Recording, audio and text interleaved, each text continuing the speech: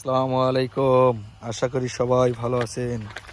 এই হলো আমার চাষকৃত ডক্টর জহির স্যারের চীন থেকে আনা জারাওয়ান হাইব্রিড ঘাস। আজকে 25 দিনের মাথায় 3বার সার প্রয়োগ করলাম এবং জমিতে নতুন করে আবার সেচ দিলাম। 24 দিনে আমার 3বার সেচ দেওয়া হয়েছে এবং 3বারই সার প্রয়োগ করা হয়েছে।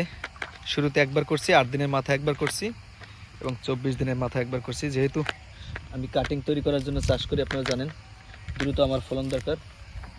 এবার আপনাদের যাদেরকে দ্রুত ফলন দরকার আপনারা এভাবে চাষ করতে পারেন। আমি সারগুলো দিই শুধু ঘাসের গোড়ায়, তাতে ঘাস খুব দ্রুত বৃদ্ধি পায়, আগাছা কম হয় এবং উপযোগী হয়ে যায়।